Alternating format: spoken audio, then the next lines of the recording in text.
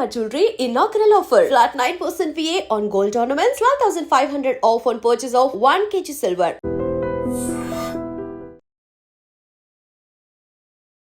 TGPSC కార్యాలయం దగ్గర ఆందోళన చేసింది తెలంగాణ జాగృతికి సంబంధించిన కార్యకర్తలు. ఎందుకంటే ఈ గ్రూప్ 1కి సంబంధించి ఇంత పెద్ద కాంట్రవర్సీ నడుస్తోంది. ఒకవైపు తల్లిదండ్రులు ఆందోళన వ్యక్తం చేస్తున్నారు. 563 మంది ఎవరైతే గ్రూప్ 1 ఎగ్జామ్స్లో పాస్ అయ్యారో వాళ్ళు 3 కోట్లు 2 కోట్లు పెట్టి ఆ ర్యాంకును కొనుక్కున్నారు అని పిల్లలు బాధపడేలాగా వీళ్ళు వ్యాఖ్యానిస్తున్నారు.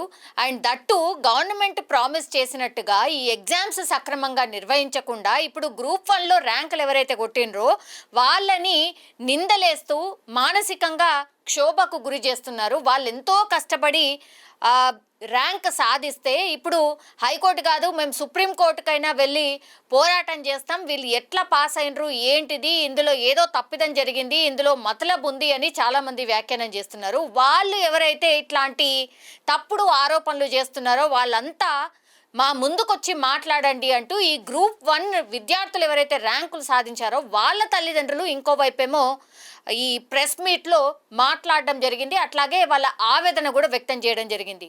వీళ్ళందరూ కలిసి పిల్లల్ని ఆగం చేస్తున్నారు, ఎటు కాకుండా చేస్తున్నారు అంటూ ఈరోజు తెలంగాణ జాగృతికి సంబంధించిన కార్యకర్తలందరూ కూడా టీజీపీఎస్సీ ముట్టడి కార్యక్రమాన్ని చేపట్టాడు. అక్కడ లోపలికి వెళ్ళి వినతి పత్రం ఇస్తాం, పిల్లలు ఆగమైపోతున్నారు, పిల్లలు ఆవేదన వ్యక్తం చేస్తున్నారు, వాళ్ళు ఎంతో కష్టపడి చదివిన తర్వాత ర్యాంకులు కొడితే మీరు ఇట్లాంటి నిందలేయడం కరెక్ట్ కాదు, అట్లాగే మళ్ళీ ఎగ్జామ్ పెడతాము, కోర్టుని ఆశ్రయిస్తామని గవర్నమెంట్ చెప్పడం కూడా విడ్డూరంగా ఉంది అంటూ చాలామంది ఈ తెలంగాణ విద్యార్థులు ఎవరైతే ఈ గ్రూప్ 1 ఎగ్జామ్స్లో పాస్ అయ్యారో వాళ్ళకి ఏమంటారు సంఘీభావంగా ఇప్పుడు తెలంగాణ జాగృతికి సంబంధించిన కార్యకర్తలు ముట్టడి కార్యక్రమాన్ని అయితే టేకప్ చేయడం జరిగింది. దీంతో ఒక్కసారిగా టీజీపీఎస్సీ దగ్గర ఒక ఉద్రిక్త వాతావరణం అయితే ఏర్పడింది. అట్లాగే గవర్నమెంట్కి సంబంధించిన ఈ ఇష్యూకి సంబంధించి వాళ్ళు చాలా క్వశ్చన్స్ అయితే రైజ్ చేస్తున్నారు. మీరు జాబ్ క్యాలెండర్ అని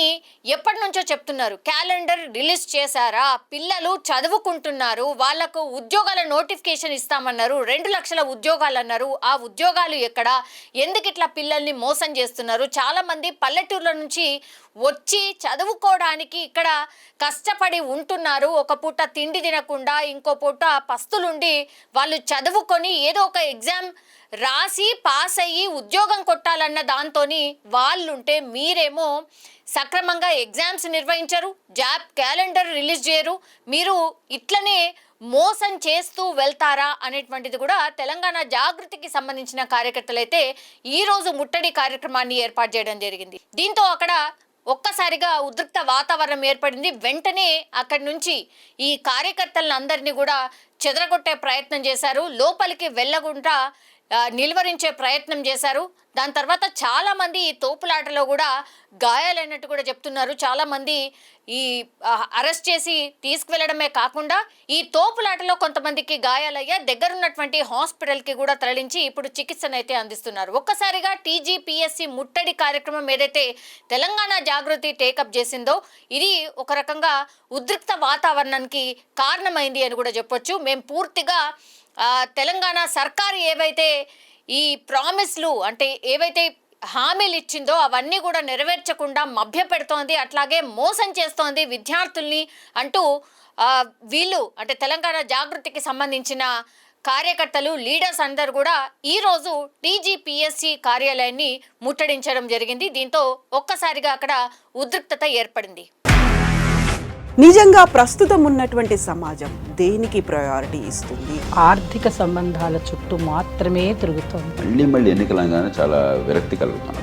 మంచి అనిపిస్తుంది కదా, లేడీస్ కూడా ఛాలెంజింగ్ జాబ్స్ చేసినప్పుడు చాలా బాగుంటది. ట్రాఫిక్ అసిస్టెంట్స్ గా నియమించిన ట్రాన్స్జెండర్స్ అందరితో సాల్యూట్ చేయించుకుంటున్నారు. ఫుడ్ డెలివరీ ఇవ్వటానికి వెళ్ళినటువంటి డెలివరీ బాయ్ అనిల్ పై కళ్ళ ముందు